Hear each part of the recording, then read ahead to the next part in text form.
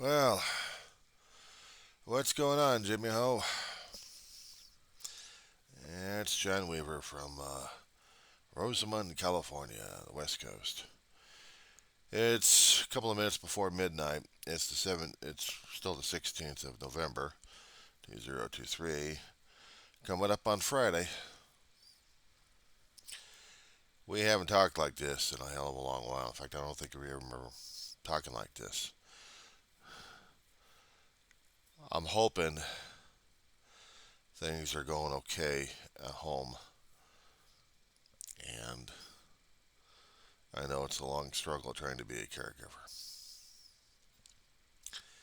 Yeah, hell of a thing. Um, I was responding to one of your articles that you had. You had posted something about heart surgery. If I happen to flash this thing, I'm going to scare the living crap out of people on Facebook, not to mention on YouTube and Google. But it hasn't been there. Well, it hasn't been on the screen for a while. But a bit hairy. Still got a scar extending from here to here. It's faded, but it's still there. It's still a bit prominent. Give me 1 second, pal. I'm surprised you didn't do an article about CPAP machines. Yeah, those things are fun to deal with, I'll tell you. Having forced air through your lungs just to keep you from snoring. That helps. But the heart surgery, man. I was born a month too early. I was supposed to be born in February, but I was born in January. 66.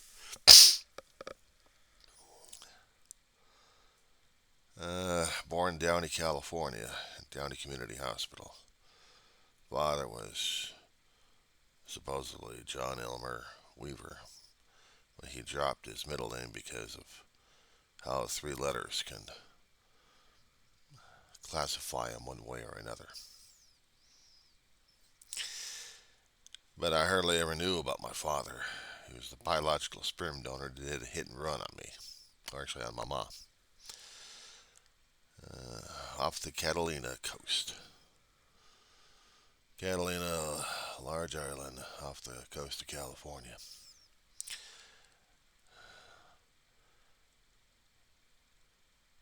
As soon as he found out Ma was pregnant, he was disappeared.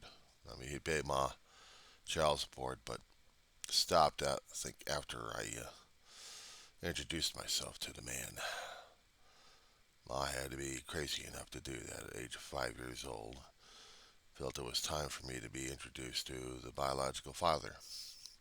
He was no father, he was a sperm donor. He hung up on me. After I identified myself as his son, he just clicked. That was it. Hadn't heard from the guy after that. He ghosted. He wasn't even there when I was going through heart surgery. Age 0 through 4, they kept wondering how come I was getting color changes left and right. Technology wasn't up to speed during those days, not to what we have right now, but they did the best they could. So it took a sharp-eared pediacardiologist. I heard the heart. I mean, you'd think from age 0 through 4 that it'd be a sharp-eared pediacardiologist. At least a general physician would be able to hear the damn thing. Nobody could figure it out. Not fun spending a few times in your life in a hospital bed with an oxygen tent around you. This plastic thing that warped everyone else's face. Barely remembered that, but when I was actually breathing for a change and not vapor locking, I do remember the Apollo 11 landing. Barely. But what got to me is when I was sick at one time, I went to a doctor's office on Coldwater Canyon. It was close to Victory Boulevard, North Hollywood, California. located in the San Fernando Valley.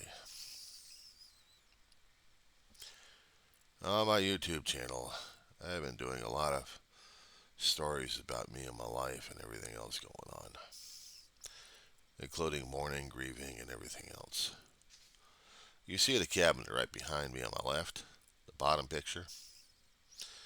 Ma about 10 years ago, David about 5 years ago, and I was caregiver and now caretaker.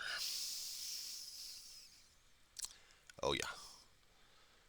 And during that time I also lost a friend and surrogate mother and a favorite dog of mine, all within the decade. Those were really, really smarting. Prior to that, yeah, I lost aunts and uncles. I lost a grandmother. Lost a favorite aunt. Cousins, friends, people I cared about. I've done a lot of things about the grieving and stuff. I could try doing a separate log just for a follow up again for that one. But for the heart condition, once the card heard, there was a community hospital right next to our doctor's office. They kept sending me over to this place for blood work all the damn time. I wasn't having any of it. I mean, give me to the doctor's office, I'm blasting out with blood pressure. Doctors would threaten. I'm taking you over to the doctor, to the laboratory across the way. Marianne, get him over there. I can't deal with your son like this. I never did like needles, being turned into a damn pincushion just to find out what the hell was going on with me all the damn time. And no wonder they called me white lab coat syndrome. It was only until my adult age that I finally got these morons to be convinced it was all PTSD for a hell of a long while on these guys. But they never considered it in the first place. Schmucks. Anyway, once I got into the community hospital, they had to stabilize me. And after that, there was an ambulance ride over to Cedars of Lebanon, out in Hollywood somewhere. Right where right now, currently, Scientology exists. It's like an angled building like this, if you happen to do a Google map on this one.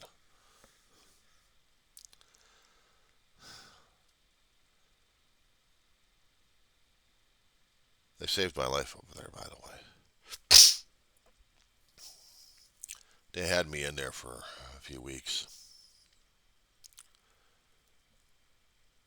They had to get me prepped for exploratory. I think during those days they were exploring cameras on little flexible tubes, so they got to see what the hell's going on in the heart. And they put me through this one for a cath lab at the time. Still got the scar where they shoved it right in there. Right into the heart. I was supposed to be knocked out. I was knocked out. Until I woke up with the damn tube in my arm, and I got my arm braced. I had this hole right here where my arm stuck right in there. And they had to get that tube in there, and I had to get it out because I was panicking too much. I woke up on him. I said, "It's all right, Johnny. Relax, relax. It's all right." Well, how the hell is a 4-year-old supposed to be able to deal with this kind of stuff in the first place? I'll tell you. Oh, no. It gets worse. It gets worse. It was worse the next day. The next day, dude.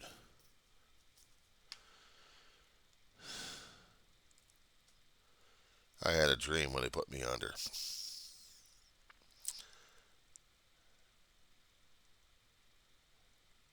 I was dreaming that the doctors were going up on an escalator, and I'm going down on an escalator, and then I'm going up on an escalator, and they're going down on an escalator. Yeah, some things stick with you. It gets worse. Out in the waiting room, my brother, 8 years older than I was, he didn't want his brother to die. So he wrote a letter to the doctors. The doctors saved it, gave it back to Ma. She kept the letter for all these years. Right after her passing, the boys of Mary Ann read what Big Brother had to say, and that what Ma saved really broke us down. But that experience, I died 3 times. And they had to resuscitate me 3 times. They were trying to get a patch on one, and I went through the light. And there was someone in the light. And they kept telling me, you have to go back. It's not your time yet. I wanted to say, it's not your time. Go. Okay, stabilized me. Went after the other patch. One valve gets patched, the other one they were working on for sewing. There I go again. Can't deal with this. I'm going home. There I go again through the light, and there's that figure again. And that figure's telling me, John, it's not your time. You got to go back. Well, I don't want to go through this thing. John, you got to go back.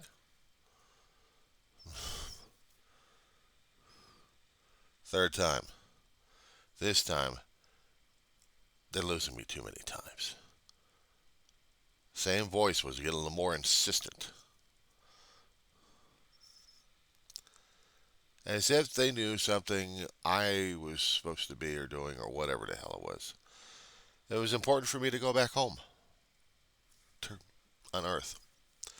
Not upstairs. How the hell am I supposed to be able to feel when I wake up in the morning?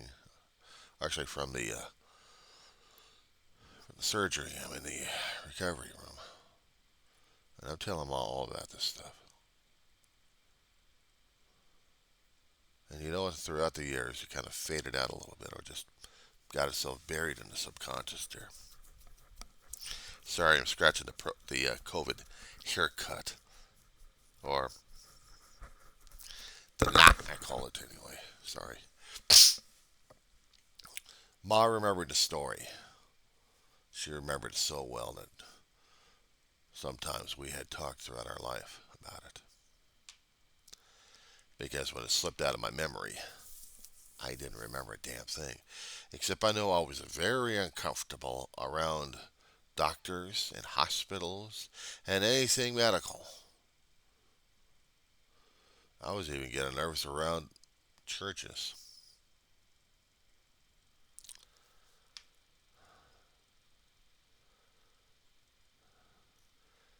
Dave tried to be a little bit more easier on me. He understood I damn near died on him and almost left him. He became my best friend.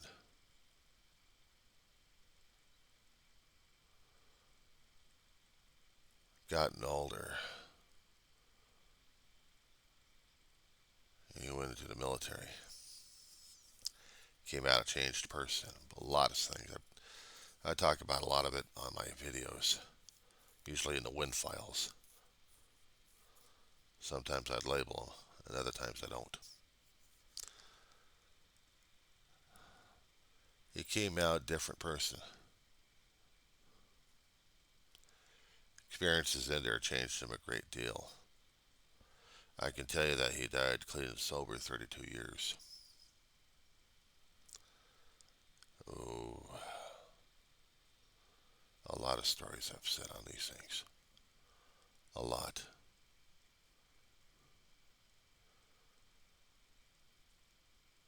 About 2 or 3 months after the surgery, I'm in the cardiologist's office. Dr. Burton Fink. My primary care physician at the time, a crusty old country doctor who didn't take a lip from anybody. He was that. He, he was an asshole. He was an asshole, and Fink was trying to be more sympathetic because of what I went through. I think he was one of the surgeons who went through it and just fought like hell to keep me alive. I owe that guy a great deal. So when they're going out for the stitches, they're going to pull out the staples. My chest was stapled, dude. It got out the staple remover. No anesthesia. Ma never heard so much language in all her life, she said. And Dr. Fink said, Marianne, he's in extreme pain right now. There's no way for him to express it except to say whatever he's got to say. She was embarrassed that I could pick up a lot of language at that age. Oh, traumatizing was the understatement. Very much understated. Every time I kept going in there, I kept wondering how come my blood pressure rose. Well, you inflicted pain on me. I remember pain that badly, and that oh, just uh.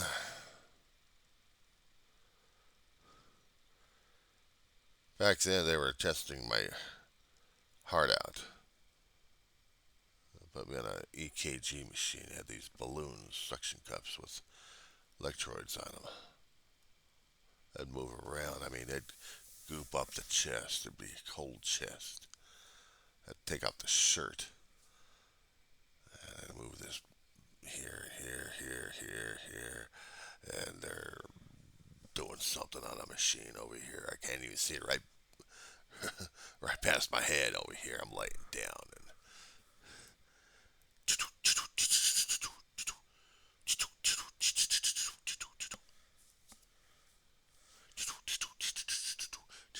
that must have been about an hour doing this thing. Almost done, Johnny. Okay, you can get up now. We're done. Okay. The hell put me in Dr.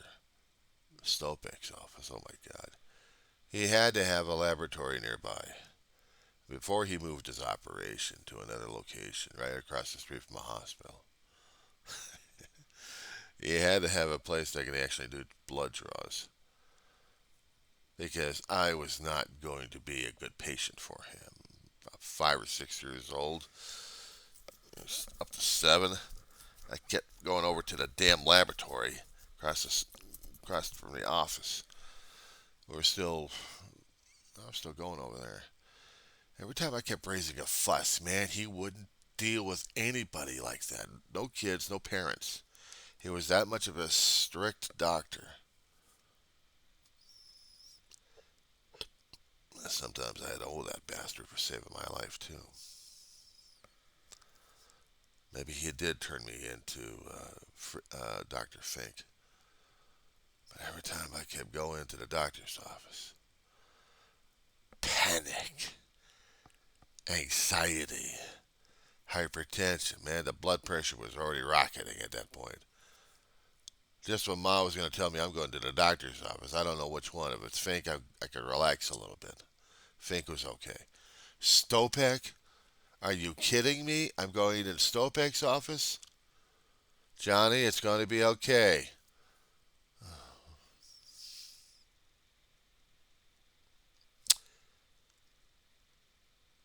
Dave and I, about 25, 30, somewhere in that time, 25, 30 years ago, we went to Dr. Marvin Stopek's new residence. He'd been there for a few years. His old nurse remembered the both of us. If I can remember, I think her name was Kathy. She remembered the both of us, and then Stopek remembered the both of us. You're not going to give me any more trouble, are you, Mr. Weaver? Hey, Doc. How you doing? Still alive. And my blood pressure still rose. It's an automatic reflex I got, Jim. Every time I'm going into any kind of facility for any reason, the blood pressure is always raising up. Anytime I keep talking about the damn thing, it's always going up. It's an automatic reflex. It's conditioned for about God knows how many 54 years or longer. So I'm permanently screwed up with this one. But I tell you something, I never liked death in the first place. I know I wanted to go home when I was a kid. These days I'm scared shitless of it.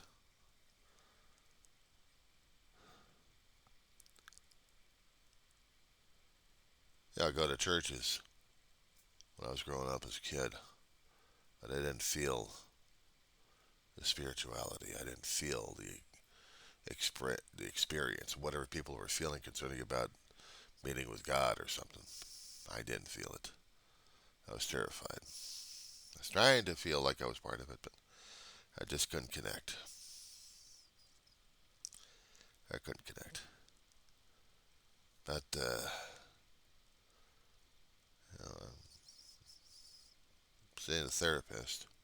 We talk about stuff like this. We talk about it. It still scares the crap out of me. Going to a doctor's office. I got next week coming up.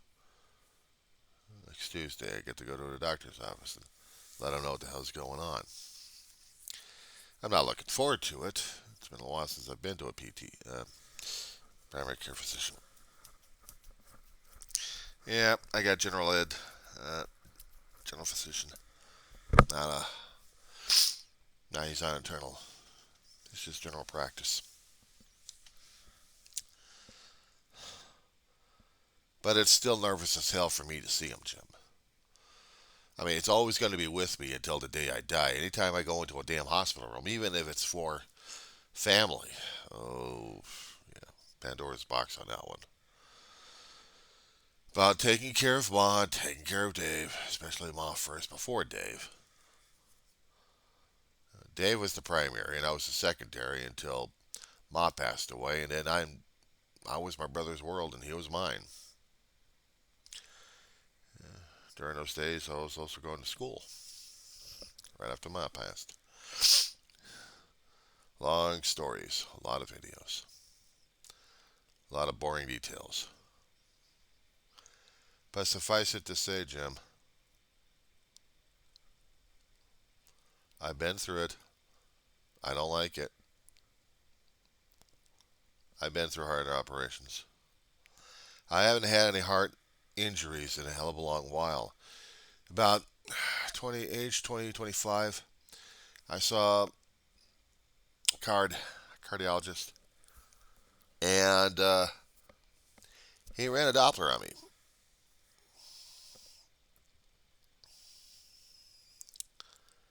He couldn't find anything wrong with the heart. He even put me in through an X-ray. Couldn't find anything. The only thing I'm surprised he didn't put me through is a damn CAT scan, or actually an MRI, to really take a look. I was fine. I mean, everything got healed up throughout the time. And back then, I wasn't carrying any luggage either. Apparently, my family has this genetic disposition. We get to a certain age, we start losing it. Gravity takes over, and we got worse than a Dunlap.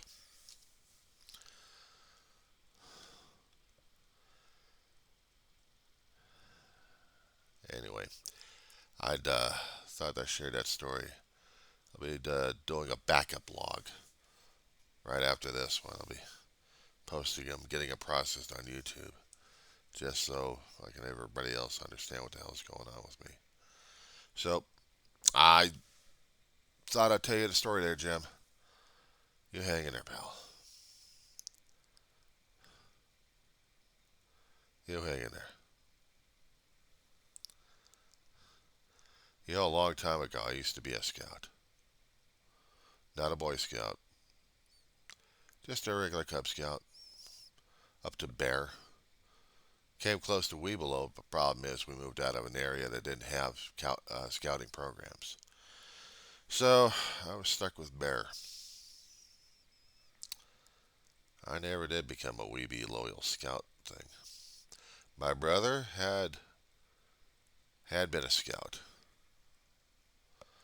but because of a certain situation that happened a long time ago in his life, he wasn't allowed to be in scouting anymore. They banned him for life. He got marked on that one. Bastards. Unforgiving assholes out here in California. Anyway, I'll talk at you later. Got another video coming up, Al.